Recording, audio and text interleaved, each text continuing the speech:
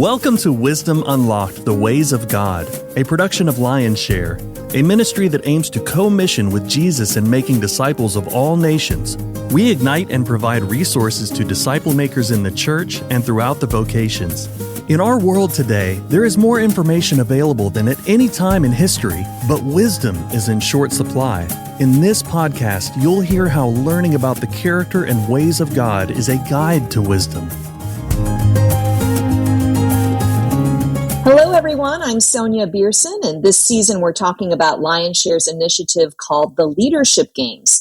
It took place last summer, and the goal behind it was to create an intentional path for older leaders to get trained on how to disciple younger leaders in their vocational field, an opportunity to meet up and learn together, and then spend the next year meeting together online to go through a discipleship resource and continue building relationship. One of the vocational fields represented at the Leadership Games are people who work in ministry, the church, and other parachurch organizations. Now, that may sound strange to you. Don't those people already do that? Isn't that what they teach others to do? Disciple people? Well, let's talk about that. Today, my guests include Joe Mansfield, who has served for more than 2 decades as both a pastor and in corporate sales. He holds a Master of Divinity degree and a Doctor of Ministry degree. Joe, I guess I should be calling you Dr. Mansfield? Is that what your wife calls you? Oh, yeah, right. we won't repeat what she calls me, but Joe will suffice. Okay, all right. I just want to make sure I'm following protocol here. He recently retired to a cattle farm in Middle Tennessee, but is actively working with Lionshare to coach people on how to use our primary resource called A Discipleship Journey in their relational and church contexts. I'm also joined by Kathy Heiser, who has devoted her life to working in the local church and in international missions. She's currently the Minister of Caring Ministries at Brentwood United Methodist Church in Brentwood, Tennessee. Earlier in her career, she participated in a discipleship training school with YWAM, Youth with a Mission, which is an international missions organization. And she first served in great difficulty in Hawaii, followed by 9 years in Amsterdam, the Netherlands. But I know her as an incredible worship leader. She's traveled extensively through Western and Eastern Europe, as well as Asia, having been in over 70 countries and has sung in 50. Wow. I didn't even know that about you until you sent that to me in the email, Kathy. Well, it surprised me too, coming from a little town of 10,000 people. So I see it as a real privilege and an honor to have done that. It's been my joy, and I've had a blast doing it. Wow, that's amazing. Well, representing the younger leaders in the group is Luke Dorman, who is an associate pastor at Grace Life Church in Marshall, Minnesota. He graduated with a mathematics education degree, but answered God's call to ministry more than a decade ago. He has his hands full with his wife, Laura, raising 4 children from 6 months to 6 years old. So don't be surprised if we hear an interruption or two, right, Luke? Yeah, we'll see. I've got the door locked, but Mom's upstairs with the kids. Well, you just never know. You just never know. Well, thank you all for joining me today. Hey, let's start with you, Joe. Tell me how you decided to become a part of the Leadership Games. How did Dave approach you? Wow. I just began to learn more and more about Dave's ministry, and he and I were part of the same church at the time and got to know Dave. And my doctorate was actually, my doctor of ministry is actually in discipleship. And so it's something that's near and dear to my heart. And so we just began to talk about it. And when he shared his vision with me, I just knew I wanted to be a part of that. The whole idea of working with young 20 and 30-year-olds who are at the beginning of their vocational career, and to be able to work with them at that age and at that stage of the game was just exciting beyond words. I just thought that I wish I would have had it. And so I certainly want to be a part of doing something like that. Kathy, you've been involved in other Lionshare events, conferences, where Lionshare has really tried to foster an environment of people understanding what discipleship is, the importance of it, that sort of thing. How is leadership games different from that? What is unique about what's going on here? Mm-hmm. Well, one of the things I've loved about Lion Share specifically is the emphasis on raising up the next generation of leaders and the mentoring relationships that I've been able to see blossom just in some of the events that we've had. Leadership games, I think, was that kind of expounded 10 times because it wasn't just a conference where you went and you listened to a keynote speaker and then you went back to your hotel room and, and that was it. I think the leadership games, what sets it apart is that there is a lot of time after there is some worship and some teaching, absolutely important, to get into small groups or get into a group with your fellow vocation attendees and kind of hammer out how do we do this? How are we a light in our vocation? Because some are not in the church vocation. Some are working in government or arts and entertainment or education. They're in the public school system. And I think what sets this apart is being able to kind of gather together in smaller groups and talk about what has worked for you, what hasn't worked for you, how can I glean from you? And I think that's what's been so special. I'm always learning. You never get to a place in your walk with the Lord where you've learned it all, thankfully. And so I think what sets this apart too is it's another opportunity for all of us, whether we are 20-something or 60-something, to learn. There's always this place of encouraging one another in the Lord. And with that, there comes a growth. I hope I'm always growing. I hope I'm growing until I'm 99. So yeah, that's what I think is really special about the games. So Luke, when you were invited to the leadership games, what did you think it was? And then after you came and experienced it, was it what you thought it was? Yeah, when I came, what I thought it was going to be was just a place that you would come. There would be lots of people, so many people. You probably would just be one of a sea of faces, and just kind of be able to get lost in a crowd type of a thing.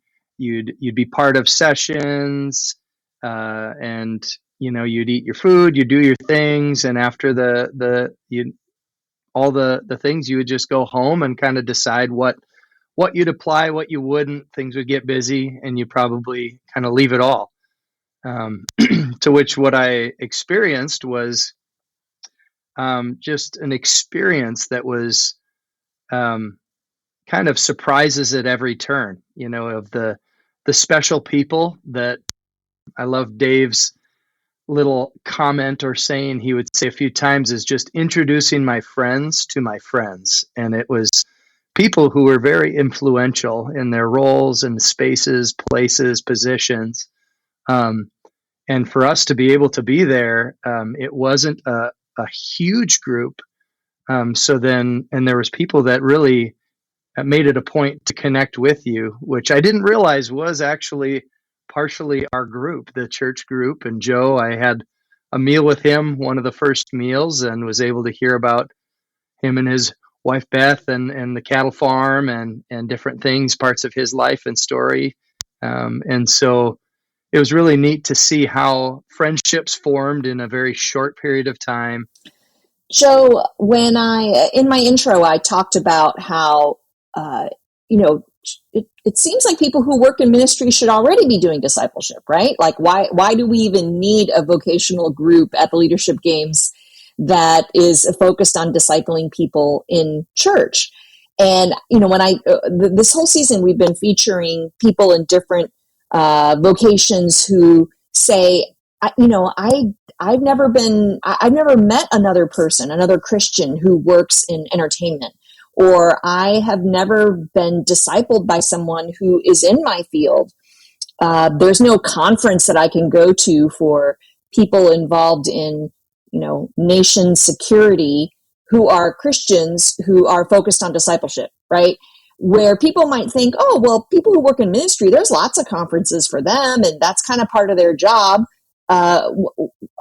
Tell me how you would explain to people why this is different. Why would someone who works in ministry need to come to something like the Leadership Games?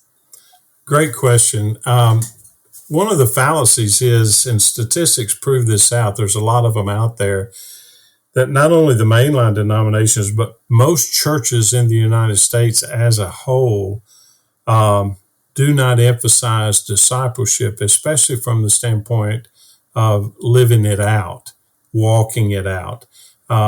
It gets paid homage from an educational standpoint, from the head part of it, but not the heart part.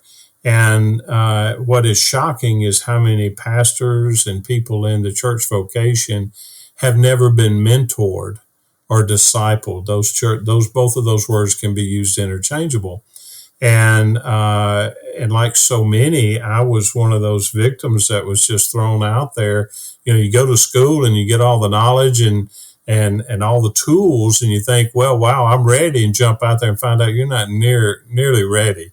And so that is the huge part that's missing is that group of people, following the model of Jesus, where he spent the bulk of his time with 12 people, and got to know 3 very, very well. And he spoke to the masses. There was corporate gatherings, if you will, but the real magic happens in the smaller group, and that's where you walk through the challenges. And not just the mountains, but the valleys together, and you learn how to walk with Jesus and depend on him. And so that starts taking discipleship to a whole different level. And that's what this ministry, this Leadership Games is intended to do. We give them a taste of this over the retreat setting, and then spend the next year, as Luke said, once a week, walking them through discipleship, and hopefully come out the other end with the ability for each of them to go forward and become a true disciple maker, mentoring others. And then for me, the icing on the cake for this is, especially you kept referencing all the other vocations that are addressed in this. Imagine people, regardless of their vocation, like you see, with the law and government, CEOs, finance managers, whatever. Imagine them leading in their respective areas with a Christ focus at the center. The way that they treat people, the way that they hire, the way they fire, the day-to-day treatment, every aspect of it. If Jesus, through the Holy Spirit, is leading them in the way that they handle themselves and manage their responsibilities in their vocation, the difference that would make. And so that's... Kathy, you want to... Yeah. Kathy, you want to weigh in on that? Because you've also been involved in the local church, and you might hear this kind of thing too. Why do people who work in ministry need to come to something like this to focus on discipleship?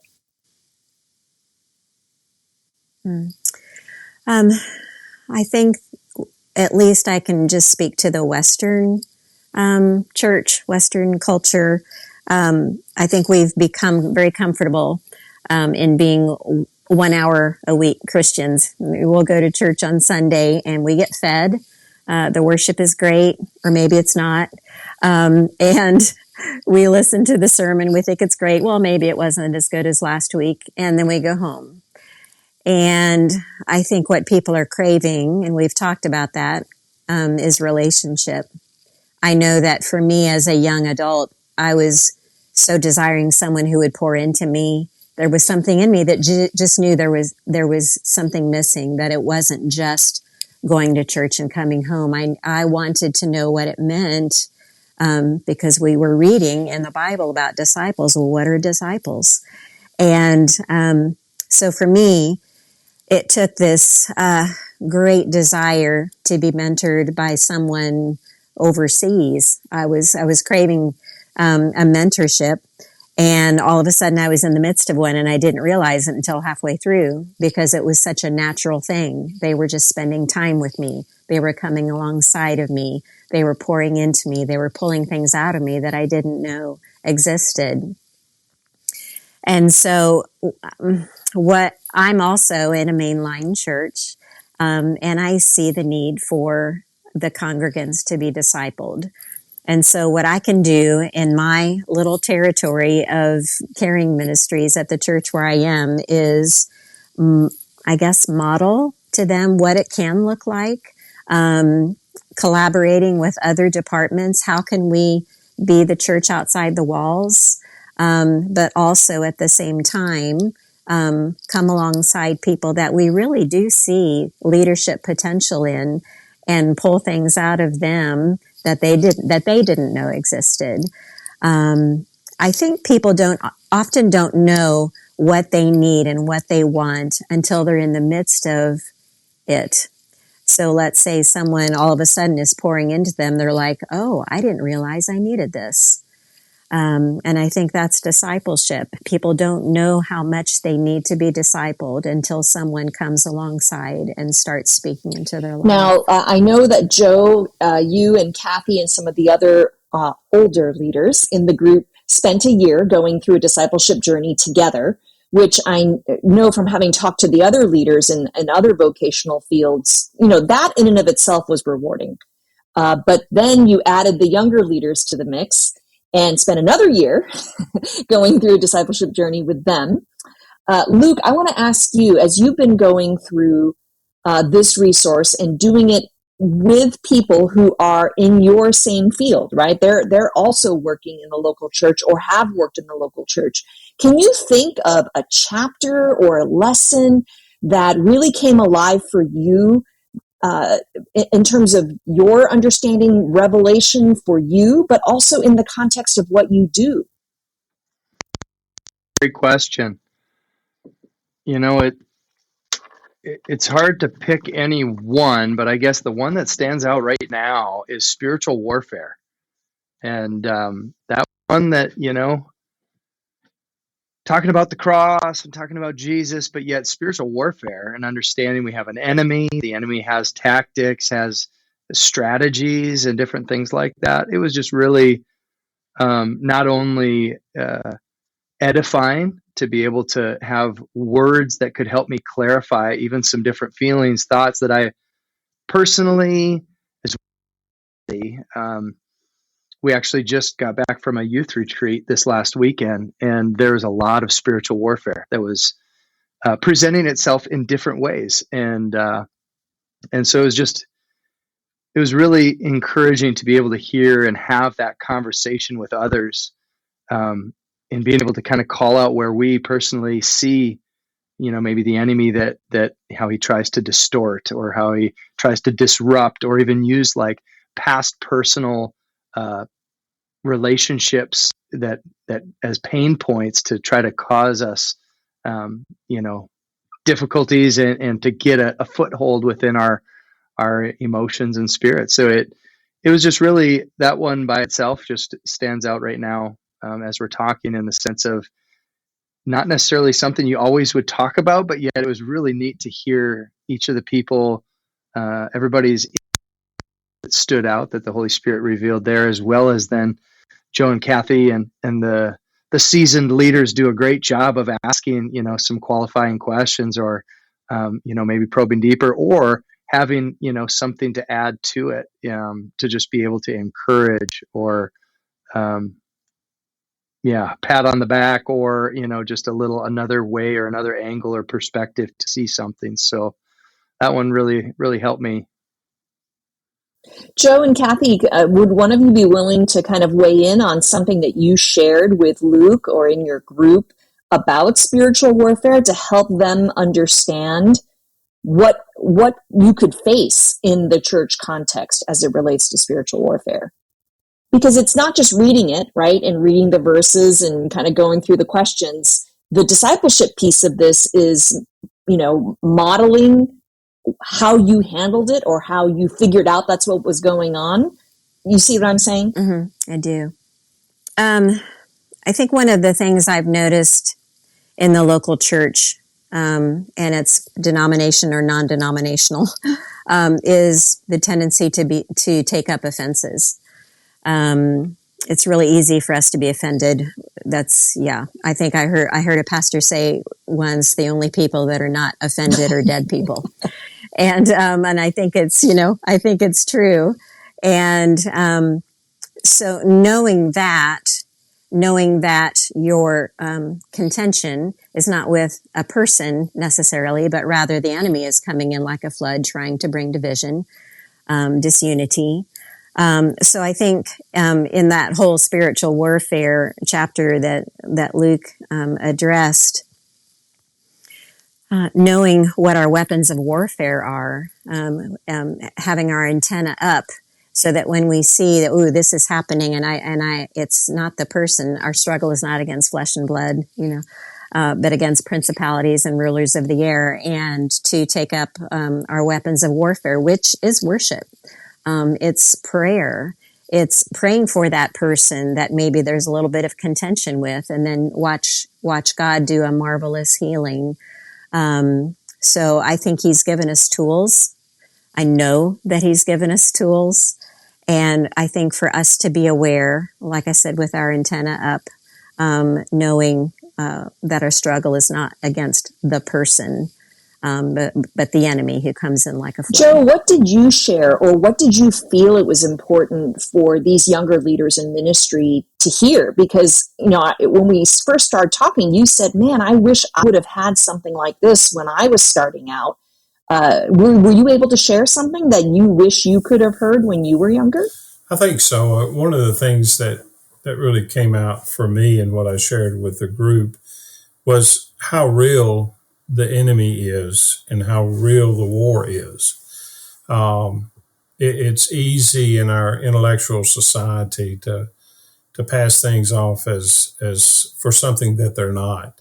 And the fact that we do have a real enemy, and in reality, we're no match for that enemy, and outside of Christ in us. And when you understand, and as Kathy referenced, when you understand that even when people are doing bad things, it's not so much them, but it's who they're following. And so they're giving way to the enemy. And so when you can look at it from that standpoint, your response to them, it is easier to follow the, the responses Jesus challenged us with to follow, instead of reacting the way the world does and being bitter and fighting back and lashing back. And so I think it's a combination of those things that I tried to share. Was it's real, it's powerful, it's ugly, and he's got his way with a lot of people. And for us to respond as Christ would respond, we can only do that when we're yielding to Christ in us. Luke, as you have gone through this experience of going through a discipleship journey over the course of the last year, and you also see that this is a relational thing, right? Do you feel like if you were facing something at work, and maybe you already have, that you now have some people you could call and say, hey, I'm facing something here. I think I know, based on scripture, what I'm supposed to do, but I really need to talk this out with somebody, not with someone I work for, but somebody else. Because what people who work in ministry have always told me is that it can be a really lonely place. Definitely agree that it can be lonely. To which even when I was getting ready to preach on, I polled my group and I just asked them, what do you guys have to say? Kathy, you've sang a few times in your day, right? And I asked Kathy what just nuggets she had towards or about worship, and Joe as well, and the other, people. So it was just fun to be able to ask some of those questions, as well as, I definitely feel like it's more than just a cohort, but it's more that we've built friendships that I believe will last, that I would feel comfortable, asking them, hey, I have this situation. It's a hard one. And I'd like your insight on it, your wisdom, because definitely I definitely see them as that in my life, is some people who have walked longer, farther, and have experience that they could speak to different situations, different things going on. So it helps me even have more confidence in knowing as I do things, I'm not alone. That I have that group, I have these people that even though we don't see each other every day, we have been seeing each other regularly, and it is nice, having that support there. Luke, I'm going to put you a little bit on the spot here. So you've been going through a discipleship journey like 7 or 8 months now. And, here in a few months, you'll be finishing up chapter 12. And, do you feel like you could turn around now and say to someone who's maybe 5 years behind you, right? Or maybe 8 years behind you, they're brand new to ministry. Do you feel like you could say, I'd be willing to disciple you. I don't have all the answers, but this is something I could do. I can do what I just did with Kathy and Joe. It's funny you should say that, but there's actually a group that I've been, kind of meeting with. So I was over youth group, and we just hired a full-time youth pastor, but there are still some guys that I was walking with that I've known, some from when they were fourth grade, fifth grade. Now they're in college, and we've had kind of an accountability group, I guess, but then there was just this, we were talking about similar things, and I didn't quite know, how do we as a group of guys be able to continue to pursue our journey with the Lord and not just kind of focus on one element of it, of being pure or staying pure, things like that. So as we started going through this, and about a month ago, I talked to that group and I said, hey, would you be interested? I don't have all the answers, but would you be interested in starting this discipleship journey with me? And if so, you're committing to, and then that's where I ended up, young family, different things. I decided not to rush, and let's do every other week. So are you willing to commit to 18 months of doing life with me, and where we walk together and we walk through different things, biblical truths, and have conversations and are real with one another? And that's where these kids, some of them I've known them for almost 10 years. They're like, year and a half, I'm in, let's do this. And so we've met 3 times now. We started not in chapter 1, actually. We started in spiritual warfare, which was interesting, but it has been incredibly refreshing, and I've invited a few others to it as well. And so again, that's where I've seen what this is doing and felt like, what, this is really a beautiful thing. So it's going, it's not perfect, but yet it has created just even more conversation that I've seen a lot of really healthy fruit even already from it. Well, you're allowed to do it out of order. You won't be in trouble from Lion Share Dave Beering, so don't worry about that. Kathy, I've been trying to ask each group, each vocational field, what they think are some of the spiritual strongholds that they need to be aware of in their particular vocation.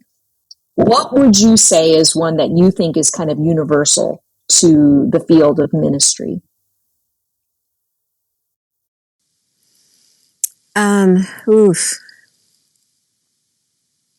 Competition. Competition and performance. I think that can probably go across the board, in every vocation, in the marketplace, in the church, wanting to one up someone else, wanting to be noticed. And I think it is a stronghold. It's interesting because I also feel like different cities have certain things over them. And when I moved to Nashville, that was the first thing that sort of weighed heavy on me. Was all of a sudden I was like, oof, I feel like I'm in a competition, and I'm not an athlete. And performance based ministry started trying to weasel its way in, and so I recognized it, thankfully. But I do feel like that is a stronghold that we need to be aware of. That the fear of the Lord is is something that we so much more need than the fear of man. So that was one thing I recognized. Yeah, that's a good one. Well, it's a bad one. Sorry. Shouldn't say it's a good one. But, yes. Well, Luke, we have a group of older leaders who, for the last year, while you have been going through a discipleship journey, as part of this group, there's been a separate group of older leaders who've been going through this now, another cohort who are ready to meet up with young leaders at leadership games and then move forward with the next year, right? So we kind of had this rolling, I'm going to call it rolling thunder strategy of people constantly either in preparation or, in discipleship, kind of moving forward together. I think one of the challenges is that we know that young leaders want this. They want to be discipled. They want this kind of relational experience. Tell me what you would say to someone who is like, I don't really know what that is. I don't know if I should go. It's a lot of time. I got to go to Nashville. I got to commit a lot. I'm already in ministry. Do I really want to spend time, going through another, biblical resource, right? What would you say to that person?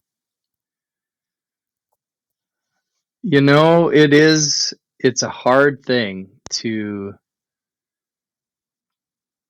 have to look at your schedule, right? To have to look at what you're doing and decide, am I willing to sacrifice, to give up, 4 days, 5 days, a plane ticket, lodging, whatever, as well as, for us every Monday morning at 6:30 a.m., it does. I guess what I would encourage someone to do is to reflect and ask themselves, God called us to go and make disciples of all nations, and that great commission. And look at your calendar, look at your schedule, past, current, even future, and ask yourself, like, are you intentionally putting any time towards making disciples?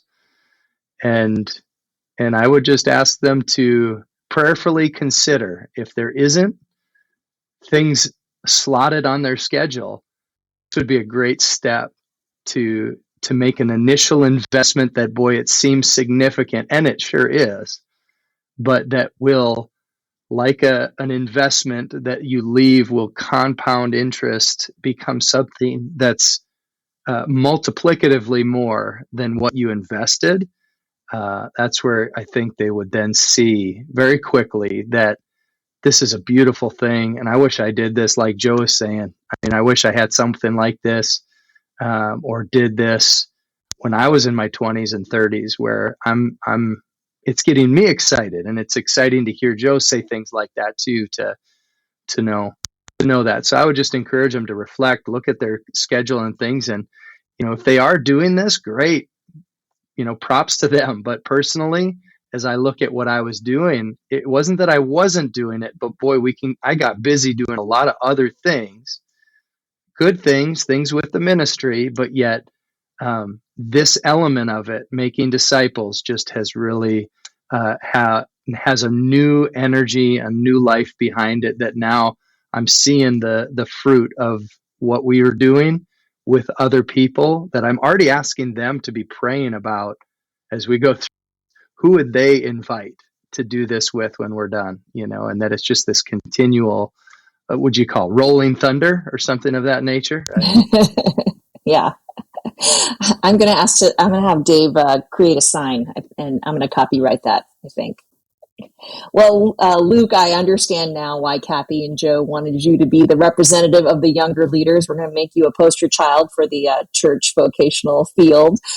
First success story, and then Kathy and Joe can boast in the fact that they have some spiritual grandchildren in the group that you've put together. So, well, thanks to the three of you for taking some time to join me and talk about how this discipling relationship has manifested in your group. I think it helps people understand that this is not just an event. right? There's something that leads up to it. There's something that comes out of it. So it's not just that mountaintop experience. You're not just left at the end of it. There's more to it. And that's really what discipleship is supposed to be. It's not just a one-time thing. It's an ongoing relationship. So, well, again, thanks to the three of you. And for those of you who are listening, you can learn more about the leadership games and the discipleship tool that they're using, a discipleship journey. Just go to lionshare.org and click on events and watch this cool video that Dave has there to tell people about it. And then you can go to the store and purchase a copy of the discipleship journey, and then reach out to Joe. He's on the website. His whole job is to coach people on how to use ADJ. So Joe, I hope you get a bunch of emails after this episode is done. Thank you. All right. Thanks, everyone. Thanks, Sonia. Wisdom Unlocked: The Ways of God is a production of Lionshare, a ministry that ignites and provides resources to disciple makers in the church and throughout the vocations. To learn more about what we do and how we can help you, please visit lionshare.org. You can also follow us on Facebook, Instagram, and Vimeo.